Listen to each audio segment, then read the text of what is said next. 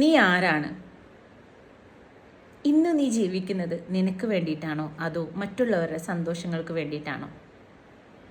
ചെറിയ ചെറിയ കാര്യങ്ങളിൽ സന്തോഷപ്പെട്ടിരുന്ന നീ ഇപ്പോൾ കാര്യങ്ങളെല്ലാം ചെയ്യുന്നത് മറ്റുള്ളവരുടെ സന്തോഷത്തിന് വേണ്ടി മാത്രമാണ്. കുറച്ച് കഴിഞ്ഞാൽ നീ നിന്നോട് തന്നെ ചോദിക്കും, നീ എന്തിനാണ് ഇങ്ങനെ ജീവിക്കുന്നത് എന്ന്. അതൊരു വല്ലാത്തൊരു ചോദ്യമായിരിക്കും. പുഞ്ചിരിക്കുന്നുണ്ട്, പക്ഷെ അത് ഫീൽ ചെയ്യുന്നില്ല.